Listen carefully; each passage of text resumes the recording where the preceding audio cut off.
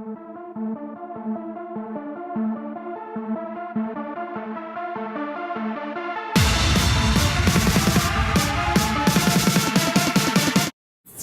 characters of the story are Beatrice or Tris Pryor and Tobias Eaton, two rebels who find themselves allied with the Allegiant in the fight against Tobias's evil mother, Evelyn Johnson, the ruler of the Factionless, who's destroyed the faction system in the city of Chicago and has basically sent the city into turmoil.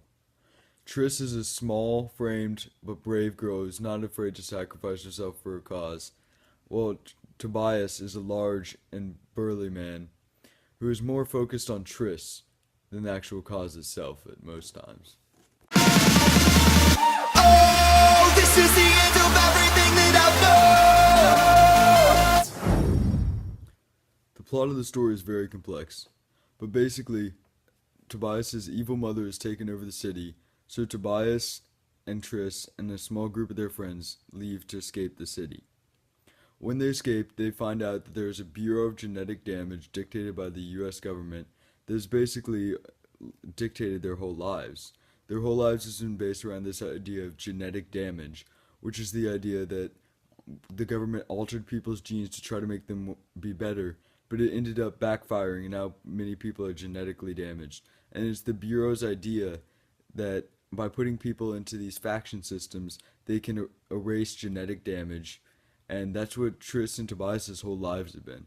This obviously enrages them, and they try twice to take down the Bureau of Genetic Damage, and the first time fails, the second time succeeds, but the second time succeeds at the cost of Tris's life, which is very sad.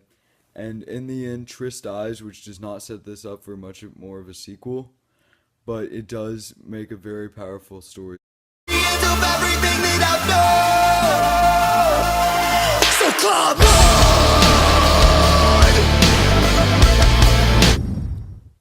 The theme of this book is sacrifice and love. Besides there being a kissing scene on every other page, and Tris and Tobias obviously having a great love for each other, sacrifice is really important to this novel too, as it's shown throughout the whole entire thing. Throughout the whole novel, people are willing to sacrifice themselves, including their own lives, to save those around them and their other genetically damaged people.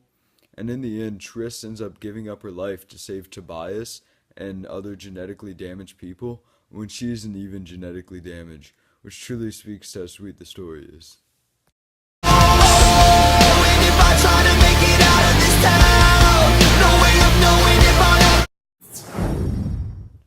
The two women whom I cited in the book reviews were Suzanne Rausch and Rebecca Hayes. Suzanne Rausch had an extremely short book review where her main point was how surprised she was that Tris and Tobias' whole lives had just been genetic tests. And I'd agree with this because that was a huge curveball. I wish it would have come earlier because the book was not too exciting at the beginning, but I'd like to agree with Suzanne Rausch there that the curveball thrown on Veronica Roth in that instance was just incredible. Rebecca Hayes, she says that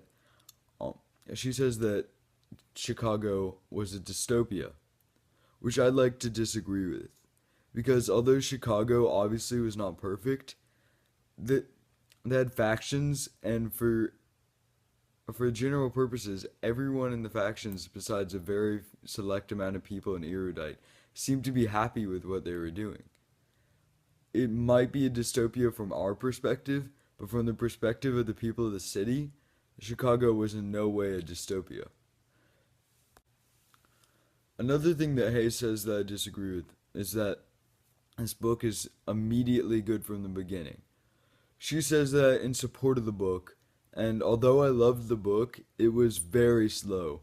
In fact, for the first 100 pages, I was considering switching books and seeing if that was allowed. It just was not too exciting in the beginning. Words were drawn out, descriptions would take pages, and the book had no action and pretty much no plot. On that wreck, fly like a jet, switching my lanes like I'm racing a vet.